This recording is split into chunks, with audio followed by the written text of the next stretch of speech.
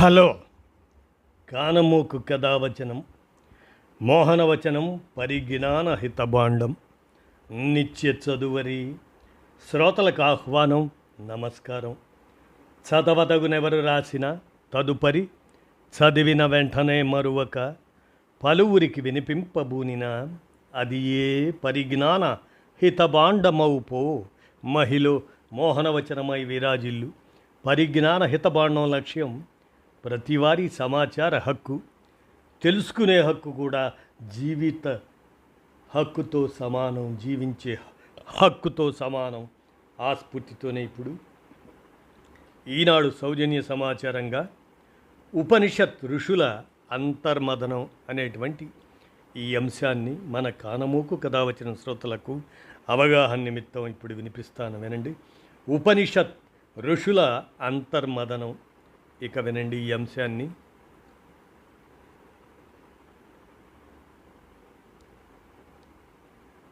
తమను తాము తెలుసుకోవాలనే తపనతో మొదలై ఏది తెలుసుకుంటే ఇంకేది తెలుసుకోవాల్సిన అవసరమే రాదో ఆ పరమసత్యాన్ని కనిపెట్టాలనే ఆకాంక్ష వరకు ఉపనిషత్ ఋషుల అంతర్మదనం మనకు జీవిత సత్యాలను బోధిస్తుంది. ఆ ముఖ్య శ్లోకాలు, మహావాక్యాలు గుండెల్ని తాకేంత పదునైనవి, ఆలోచనల్ని మార్చేంత ప్రభావవంతమైనవి. అక్షర సత్యాలు, ఉపనిషత్ వాక్యాలు. ఉపనిషత్ అంటేనే మహర్షుల జ్ఞానాన్వేషణ. అందులోని ప్రతి వాక్యంలోనూ తమను తాము తెలుసుకోవాలనే ఆరాటం కనిపిస్తుంది. పరమాత్మతత్వాన్ని అర్థం చేసుకోవాలనే జిజ్ఞాస తొంగి చూస్తుంది. భారతీయతకు వేదం ప్రమాణమైతే ఆ వేదానికి శిరస్సు ఉపనిషత్తు. ఆదిశంకరులు దశోపనిషత్తులకే భాష్యం రాసిన 108 పైచిలుకు ఉపనిషత్తులను సాధికారికంగా గుర్తించింది పండిత లోకం. పేరు ఏదైనా ప్రతి ఉపనిషత్తు జ్ఞాన మార్గాన్నే బోధిస్తుంది. శరీరం, మనస్సు, బుద్ధి అనుసంధానాన్ని చర్చిస్తుంది. భగవద్గీత మూలాలు, బ్రహ్మసూత్రాల ఆనవాళ్ళు ఉపనిషత్తుల్లోనే ఉన్నాయంటారు. కొంత గద్యం, కొంత శ్లోకం కలగలిసిన ఆ మిశ్రమ శైలితో అభివ్యక్తికి నిండుదనం వచ్చింది. వేద శాఖలు వెలస నిచ్చట, ఉపనిషన్మద్దవు ఉలిక నిచ్చట అంటారు రాయప్రోలు వారు. నిజమే, ప్రతి ఉపనిషత్తు ఓ అమృత భాండమే. ఉపనిషత్తుల రచనా కాలం విషయంలో భిన్నాభిప్రాయాలున్నా ఒకటి మాత్రం నిజం: ఇవన్నీ వేదాల తర్వాత పుట్టాయి, పురాణాలకు ముందే ప్రాణం పోసుకున్నాయి. ఆ తర్వాత వచ్చి చేరినవి కొన్ని ఉన్నాయి. ఉపనిషత్తుల్ని మనసు పెట్టి చదివితే నాటి సామాజిక పరిస్థితులు అవగతం అవుతాయి. అప్పట్లో చదువులకు జిజ్ఞాసే కొలమానం. సార్వభౌముడి పిల్లలు, సామాన్యుల బిడ్డలు పక్కపక్కన కూర్చొని పాఠాలు నేర్చుకున్న ఉదంతాలు ఉన్నాయి. మహిళలకు సమాజంలో సముచిత స్థానం ఉండేది. ఋషిపీఠాలు, రాజసౌధాల సాక్షిగా జరిగే ధార్మిక చర్చల్లో గార్గి, మైత్రేయి తదితర విద్మణులు పాల్గొనేవారు. జనకుడి సభలో బ్రహ్మవేత్తలను నిర్ణయించే అధికారం గార్గికి ఉండేది. కొన్ని ఉపనిషత్తుల్లో మనుజలోకం, పితృలోకం, దేవలోకం అంటూ ముల్లోకాల ప్రస్తావన కనిపిస్తుంది. అలా అని ఇవేవి ఆకాశానికి అవతలో, అంతరిక్షానికి యువతలో ఉంటాయనే వాళ్ళు భ్రమపెట్టలేదు. సంపాదనే లక్ష్యంగా బతికే వారిది మనుజలోకం, స్వార్థాన్ని తగ్గించుకునే వారిది పితృలోకం, జనహితమే సర్వస్వమని భావించే వారిది దేవలోకం. మనిషి ప్రవృత్తి ఆధారంగా చేసిన వర్గీకరణ ఇది. నాటి ఋషులు పుత్రుడు అనే మాటకు పున్నామ నరకం నుంచి తప్పించేవాడు తరహా నిర్వచనాలిచ్చి పురుష పక్షపాతం చూపలేదు. తండ్రి ఆశయాన్ని కొనసాగించేవాడు అంటూ ఓ అర్థవంతమైన వివరణ అందించారు. ఎదుటి మనిషి కష్టాన్ని అర్థం చేసుకోలేని వ్యక్తిని పాపభోగి అని పిలిచారు. అక్కడక్కడ అన్నం అందరిది ఈ తరహా సామ్యవాద భావనను స్ఫురింపజేసే వాక్యాలు కనిపిస్తాయి. ఎవరూ ఆహారాన్ని చులకన చేయకూడదు, భోజనం ఓ వ్రతం లాంటిది. శ్రద్ధగా ప్రేమగా భోంచెయ్యాలి. ధాన్యాన్ని పండించటం కూడా ఓ మహత్కార్యమే అంటూ వ్యక్తి నుంచి వ్యవస్థ వరకు ప్రతి చోట పరమాత్మను దర్శింపజేస్తాయి ఉపనిషత్తులు. సా విద్యాయా విముక్తయే, విద్యతోనే మనిషికి అన్ని రకాల బానిసత్వాల నుంచి విముక్తి లభిస్తుందని బలంగా నమ్మింది అలనాటి సమాజం. కన్న తండ్రి యథాలాపంగా అన్న మాటను ఆజ్ఞగా భావించిన నచికేతుడి కథ, సత్యమే వ్రతమని నమ్మిన సత్యకామ జాబాలి ఉదంతం, తనలోని అహాన్ని కరిగించుకొని తండ్రి ద్వారా తత్వమసి అనే పరమసత్యాన్ని తెలుసుకున్న శ్వేతకేతు అంతర్మదన ఘట్టం ఉపనిషత్తుల్లోనివే. ప్రతి ఉపనిషత్తుల్లోనూ కొన్ని మహావాక్యాలు, కీలక శ్లోకాలు ఉంటాయి. ఆ ఉపనిషత్ సారామంతా అందులోనే ఇమిడి ఉంటుంది. సంక్షిప్తంగానే అయినా ఓ కాలాతీత సత్యాన్ని అవి చాటి చెబుతాయి. కళ్ళకద్దుకొని మరీ వాటిని మన ఆలోచనలో, ఆచరణలో భాగం చేసుకోవచ్చు. మనము మహర్షుల్లా ఆయురారోగ్య ఆనందాలతో పరిపూర్ణ జీవితాన్ని ఆస్వాదించవచ్చు. ఆ క్రమంలోనే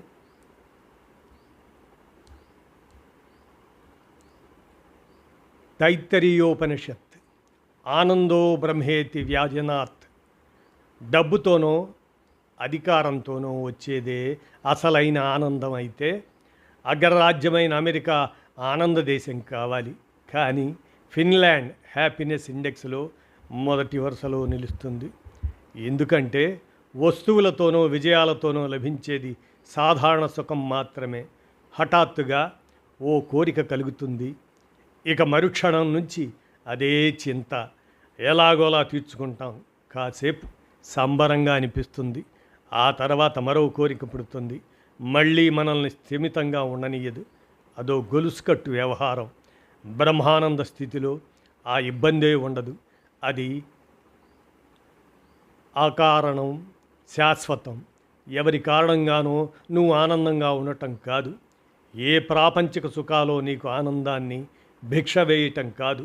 నువ్వు స్వతహాగా ఆనంద పురుషుడివి. పరమాత్మ స్వరూపము ఆనందమయమే అంటారు ఆదిశంకరులు ఉపనిషద్ భాష్యాల్లో. చేతులారా ఆ ప్రత్యేకతను మనం దూరం చేసుకున్నాం.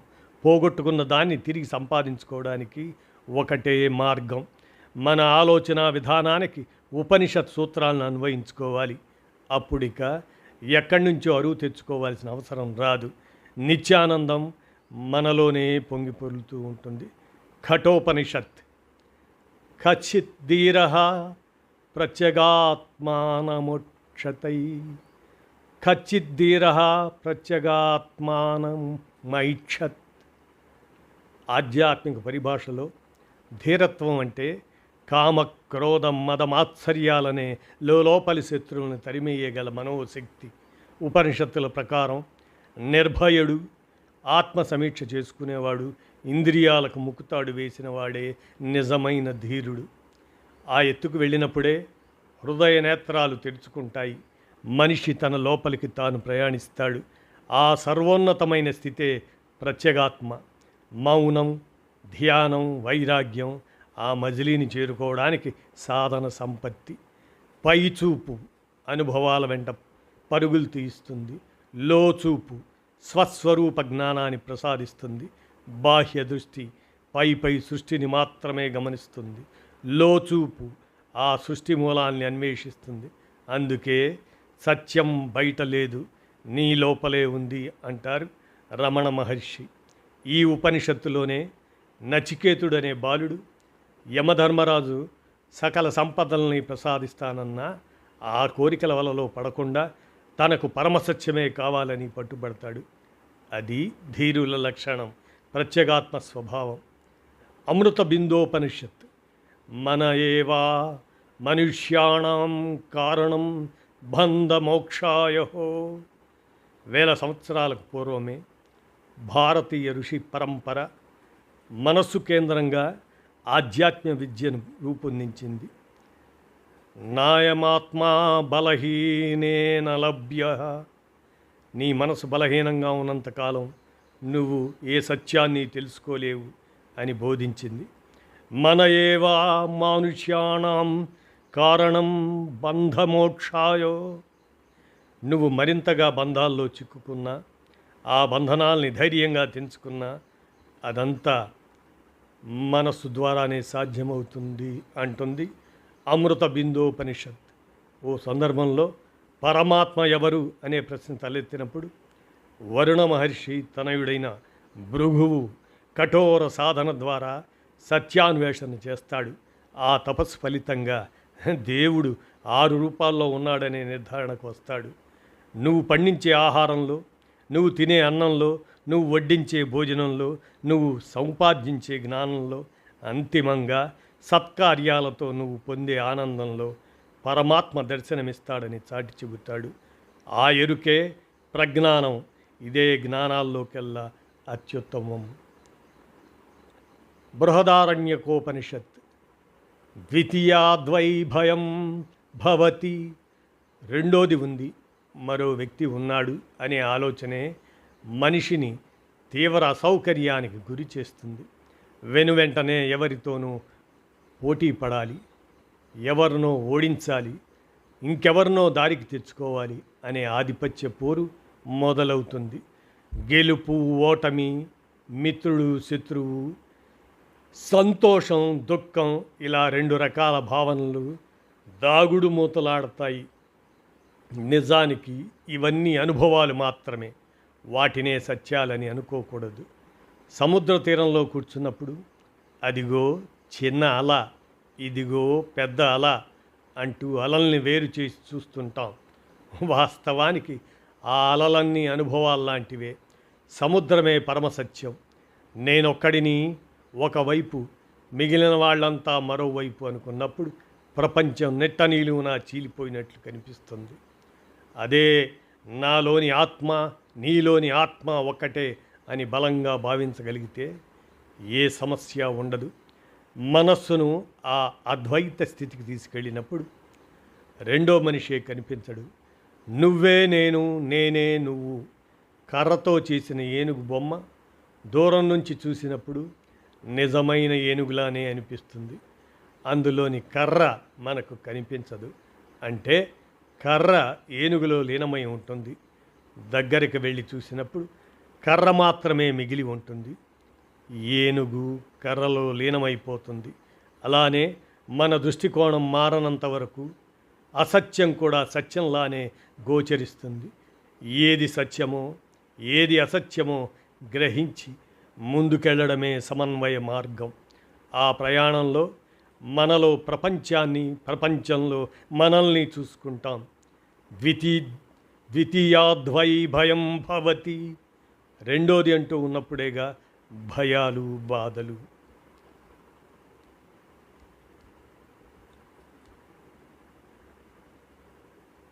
అలాగే ప్రశ్నోపనిషత్. ఓం భద్రం కర్ణేభిః శృణుయామా దేవాః. ప్రశ్న జిజ్ఞాసకు చిహ్నం.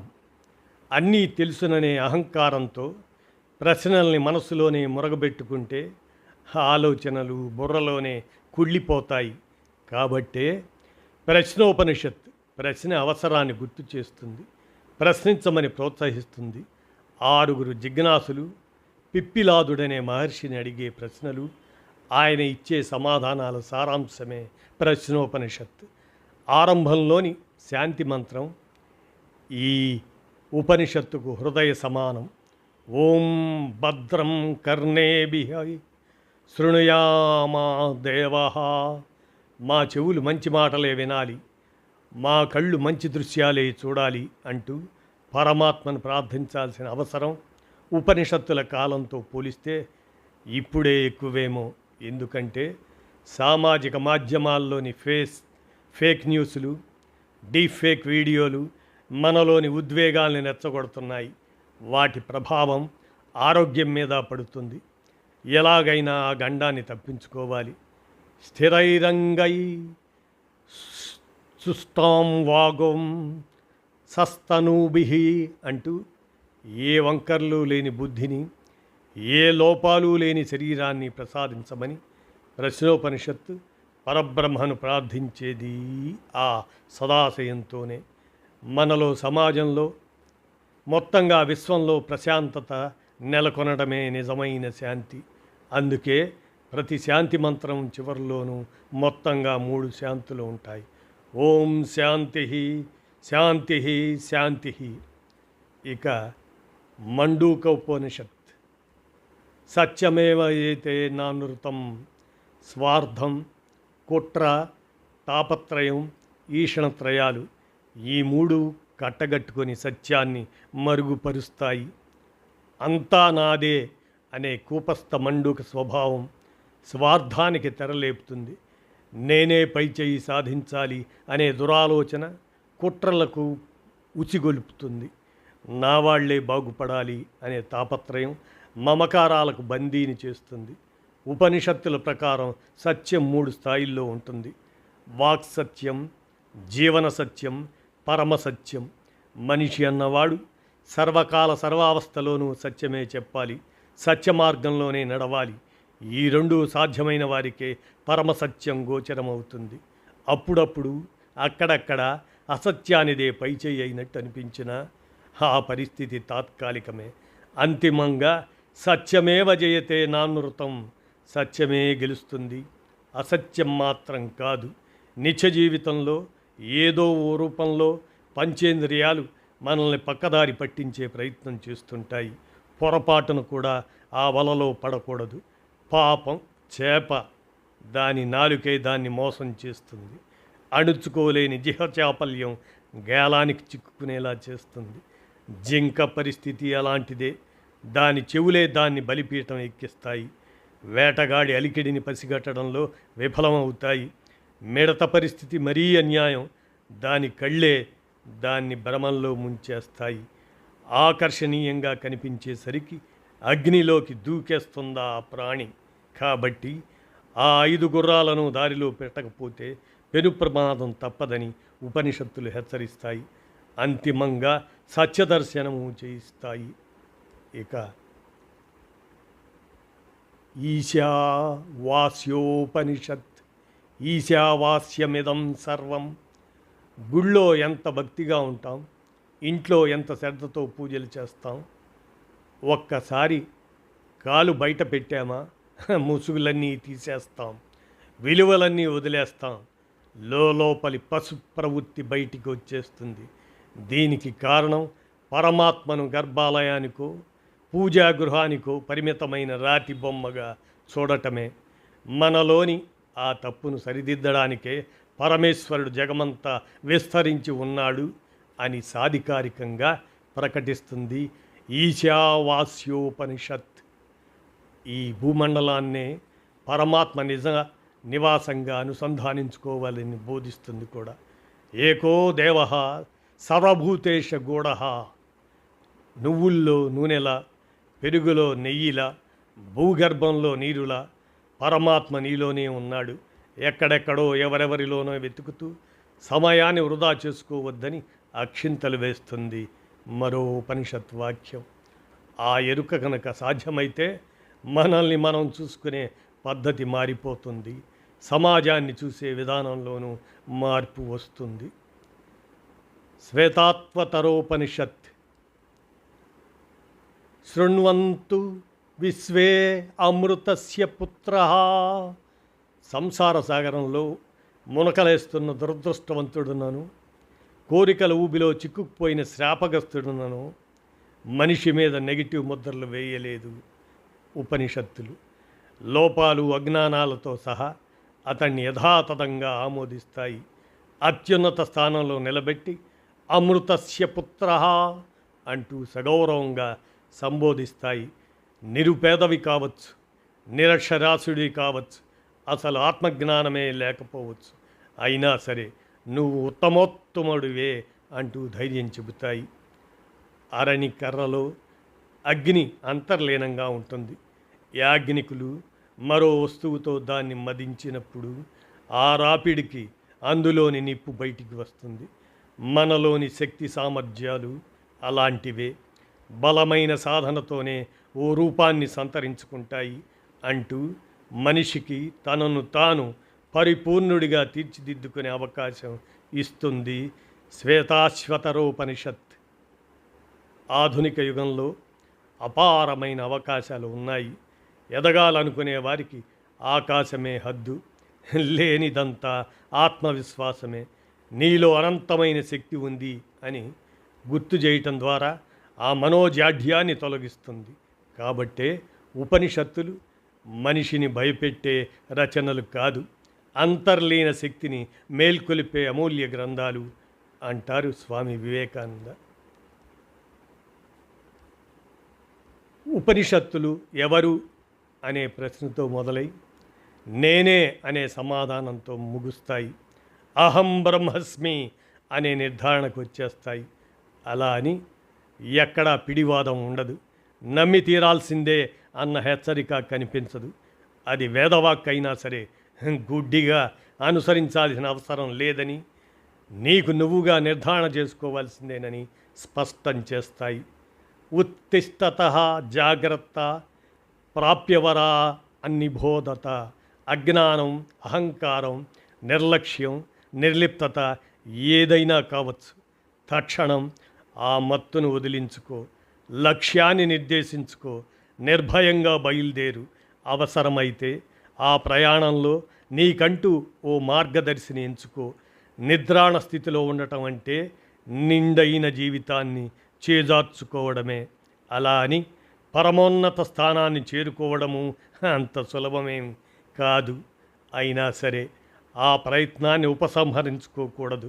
గమ్యం కనిపించే వరకు సత్యం వైపు, చైతన్యం వైపు, సచ్చిదానందం వైపు ప్రయాణిస్తూనే ఉండాలి అంటూ శతాధిక ఉపనిషత్తులు 1000 గొంతుకలతో హితబోధ చేస్తాయి అంటూ ఈనాడు సమాచార సౌజన్యంగా ఉపనిషత్ ఋషుల అంతర్మదనం అనేటువంటి ఈ అంశాన్ని మన కానమోకు కథావచనం శ్రోతలకు అవగాహన నిమిత్తం వినిపించాను. విన్నారుగా, ధన్యవాదాలు.